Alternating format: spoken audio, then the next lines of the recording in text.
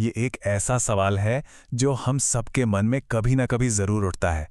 एक ऐसा दर्द जिसे हर किसी ने महसूस किया है। आज हम इस बहुत ही मुश्किल सवाल का जवाब बाइबल के नजरिए से एक एक करके समझने की कोशिश करेंगे। हम बस अपनी दुनिया पर एक नजर डालते हैं और क्या दिखता है? मासूम बच्चे तकलीफ में हैं, परिवार टूट रहे हैं और अच्छे लोगों की जिंदगी नरक बनी हुई है। और यहीं पर वो सवाल उठता है जो लाखों लोगों के दिल और दिमाग में है।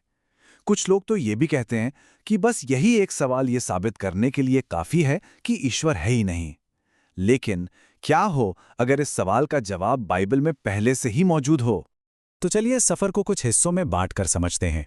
सबसे पहले ये सवाल इतना जरूरी क्यों है? फिर अविश्वास का तर्क क्या है? उसके बाद अच्छाई और बुराई की परिभाषा क्या है? चौथा, आजादी का नतीजा क्या निकला? पांचवा, दुख में ईश्वर का जवाब क्या है? और आखिर में बुराई की आखिरी तारीख क्या है? तो चलिए सबसे पहले उस तर्क से शुरुआत करते हैं जो अक्सर वो लोग सामने रखते हैं जिन्हें ईश्वर के होने पर शक है। देखिए, ये तर्क बड़ा सीधा सा है, 3 पॉइंट्स पर खड़ा है। पहला, ईश्वर सब कुछ कर सकता है। दूसरा, वो 100% अच्छा है। और तीसरा, दुनिया में बुराई सच में मौजूद है। तो उनका नतीजा ये निकलता है कि ऐसा ईश्वर हो ही नहीं सकता। अब यहां एक मजेदार बात है, बाइबल इन तीनों ही बातों से पूरी तरह सहमत है।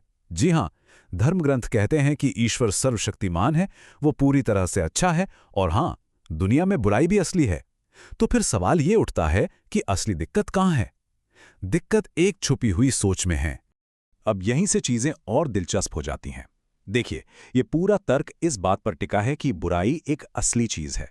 पर एक पल के लिए सोचिए, अगर ईश्वर नहीं है तो फिर अच्छाई और बुराई का पैमाना आता कहां से है? मतलब अगर ईश्वर नहीं है तो यह ब्रह्मांड सिर्फ मैटर और ऊर्जा का खेल है। तब सही और गलत तो बस अपनी अपनी राय या समाज के बनाए नियम बनकर रह जाते हैं। नरसंहार या शोषण जैसी चीजें असल में बुरी नहीं, बस सामाजिक पसंद होती हैं। लेकिन जब हम बुराई देखते हैं तो हमारा दिल जानता है कि यह वाकई में गलत है। इसका मतलब है कि एक सच्चा नैतिक कानून मौजूद है, और एक सच्चे कानून के लिए एक कानून बनाने वाला भी चाहिए, जिसे बाइबल ईश्वर कहती है। तो मजे की बात यह है कि बुराई का होना ही हमें ईश्वर की तरफ वापस ले जाता है। तो बाइबल के हिसाब से बुराई है क्या? बाइबल ये साफ कहती है कि ईश्वर ने कभी बुराई नहीं बनाई। उत्पत्ति की किताब में लिखा है, ईश्वर ने जो कुछ भी बनाया था उसे देखा और देखो वो बहुत अच्छा था। ईश्वर ने ये टूटी हुई दुनिया नहीं बनाई थी। बुराई कोई चीज नहीं है जिसे उसने बनाया हो। बुराई तो अच्छाई की कमी है, ठीक वैसे ही जैसे अंधेरा रोशनी की कमी का नाम है।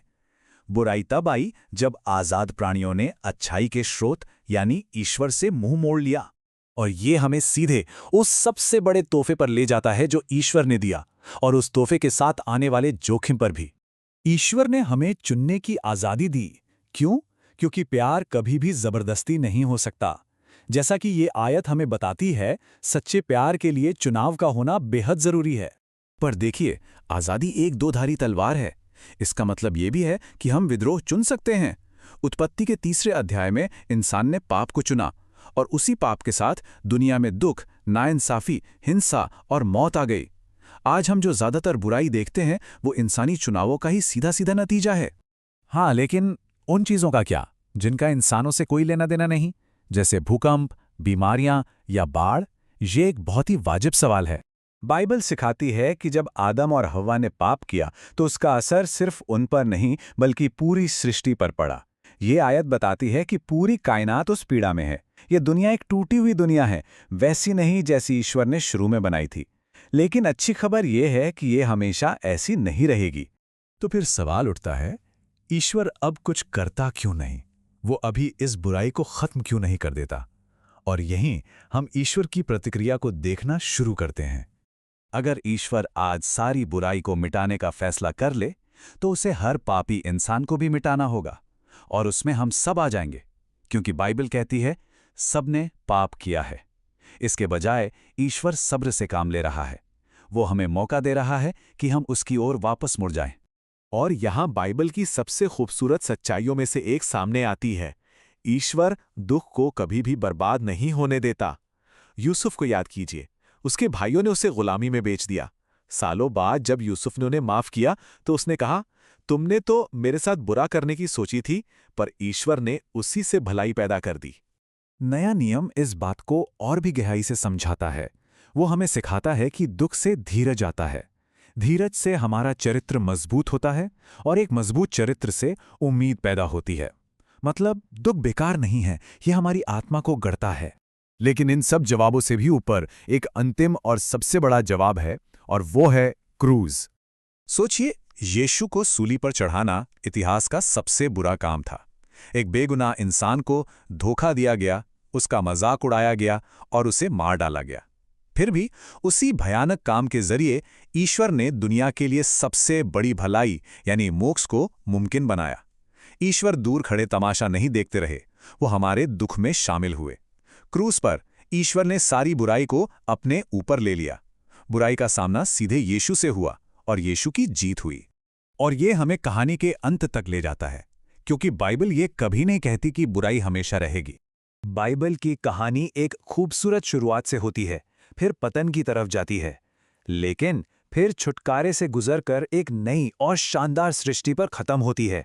प्रकाशित वाक्य की किताब वादा करती है कि एक दिन आएगा जब कोई मौत, कोई दुख, कोई रोना या कोई दर्द नहीं होगा।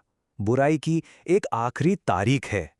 तो आखिर में सवाल ये नहीं है कि ईश्वर बुराई को क्यों आने देता है, बल्कि गहरा सवाल ये है, क्या उस ईश्वर पर भरोसा किया जा सकता है जो खुद हमारे दुख में शामिल हुआ, उसके लिए अपनी जान दी और उसे हमेशा के लिए खत्म करने का वादा करता है? यीशु समझते हैं, वो रोए थे, उन्होंने खून बहाया था और वो वापस आ रहे हैं। और शायद यही वो अकेला जवाब है जो दिल और दिमाग दोनों को सुकून देता है।